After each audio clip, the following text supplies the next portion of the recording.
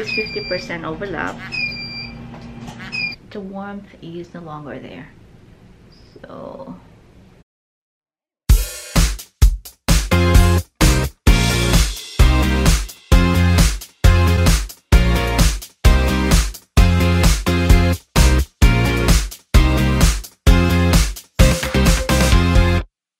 eyes haggard to the max. Anyway, vlog time. I haven't vlogged in a while, but since I will be treating myself with radiofrequency microneedling, and I know some of you, my friends, are interested to know more about this procedure, then I thought it's a good thing that I brought my camera. So I thought of doing this procedure while filming myself, so you have an idea how it goes. So offhand, before I start, radiofrequency microneedling is nothing like what you see when you Google microneedling, which is probably faces with blood. It doesn't even look close to the derma roller, okay, because this is a bloodless procedure. There are two principles with the radiofrequency microneedling. First is the use of radiofrequency, which produces immediate skin tightening. So immediate skin tightening, meaning to say the collagen, elastin formation is also being triggered, as well as there is the activation of the fibroblast. So what it does is it delivers heat down to the dermal layer, plus the good effect of microneedling. The machine that we're going to use later is called Voloderm, and unlike the derma roller or other kinds of microneedling out in the market, this one penetrates, pokes the skin about 2 millimeters, so that the radiofrequency is delivered straight to the dermal layer. Now, microneedling is not a new invention. It has been in the market for quite a while now. It's just that the introduction of radiofrequency plus microneedling is the one that's slowly catching trend. It's actually not slowly, but it's really catching trend right now. So there is no blood, but definitely the intensity, if it's your first time, you would feel something. I would describe the feeling as really more of an ant bite with a combination of heat. If you're quite sensitive with me, I would suggest, applying ice pack before the procedure. You can also request to be numbed. I'm not going to numb myself today. I've already done this, and this is my third time that I've done a radiofrequency microneedling. Now, it is good for textural issues such as acne scars, large pores, open pores, open and closed pores, right? Also fine lines, wrinkles, and for certain ethnicities or skin types wherein laser is contraindicated. Okay, so let me wash my face, make sure there is no makeup or anything, and then we'll start the ball rolling. Okay, once again, this is the machine that we're going to use today, Voloderm, and this is what I'm talking about. These are the microneedles. So the idea is you create micro injuries on the skin so that it allows the body's natural healing mechanism.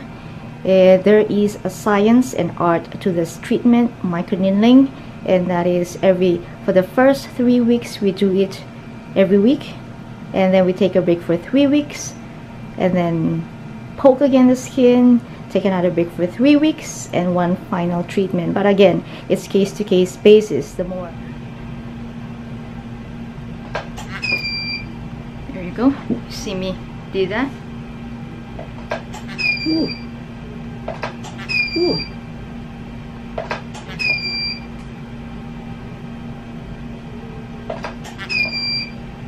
I'm quite sensitive, that's why I'm tearing up. But for my patients who are, especially if it's the fear of the unknown first time, what I advise patient is to come at least 30 minutes before the procedure so I can numb it. But generally, most of them, they don't. And it's just a little bit of redness, as you can see. As I press this needles, okay, I don't want to scare you with when I say needle, but you see, there's really no blood. But as I step on the pedal and press the needle, poke my skin 2 millimeters deep, I feel heat, and like I said, there is a sensation. It's not painful, but you will feel something, which is a normal expected outcome. Ooh.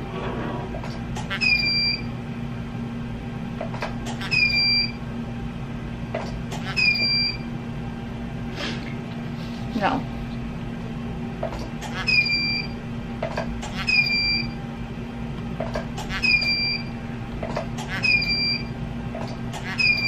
So the idea again is it creates micro injury, which triggers the body's natural healing mechanism, which is important for collagen and elastin formation. Typically the redness resolves for most of my patients few hours, but with me, just because I really have, you know, I react so much, I have quite a sensitive skin.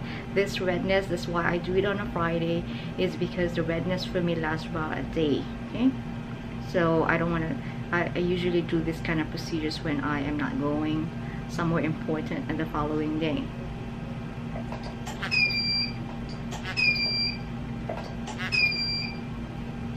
So we do at least 50% overlap. As you can see, I can talk while I'm doing the procedure. That means it is tolerated, otherwise I would be crying in a corner.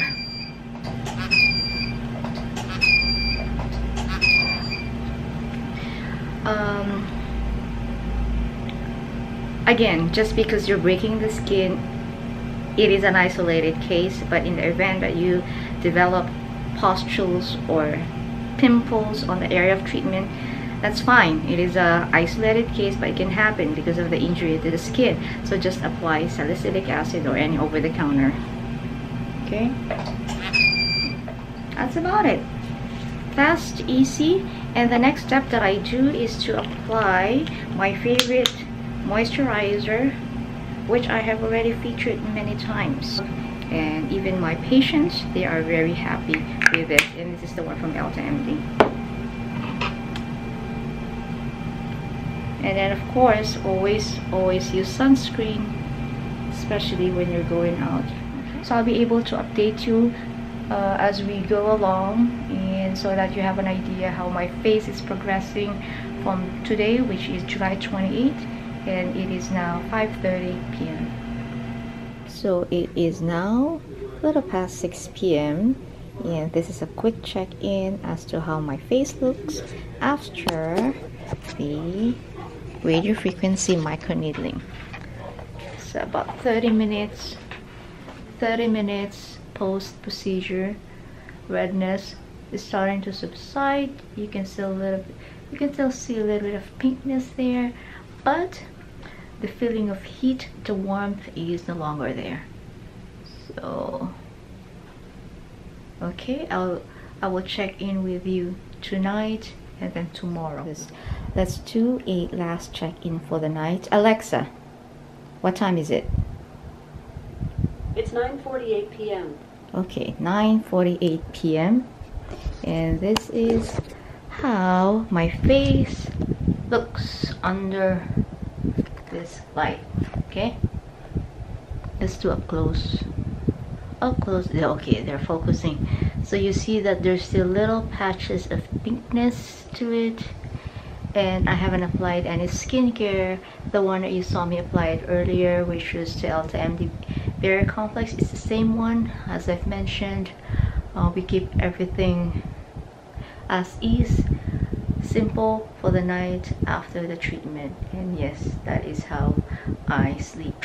So for reference, I also use laser, and that I do that every 6 months. And I decided to try the radiofrequency microneedling for myself because I've been seeing dramatic results with my patients. So of course, the one who treats need to look fabulous too, right? So not as bad, not as red, not as pink, but you can definitely see the effect. And I will check in with you tomorrow. Tomorrow we can proceed with makeup already, but I'll check in with you and see how my face looks. Now, let me tell you, I have sensitive skin, and even simple washing can make my face red. But in general, based on my feedback from my patients, case to case, that most of them report that after 2 hours, 3 hours the redness is gone for them. But with me, as I mentioned earlier, it takes me about 1 day to fully have this redness subside. So it is 8:45 a.m. of Saturday, July 29. This is a day after the radiofrequency microneedling. As you can see, the bigness already subsided. So no makeup on, just a moisturizer. Final check-in, very well tolerated procedure for radiofrequency microneedling. For more information on our clinic or where I can treat you, I will be posting a link on the description box. You guys have a wonderful weekend. My oath for this trivial day is to wear MAC Mangrove. It is a very nice matte red coral lipstick. I'm going to attempt to see whether I could pick up a free lipstick, and by the time I would upload this video, we will see if it's a success or a fail. So hopefully there's no line, but if this is what your mama's wearing. Oh, unfortunately it was a fail.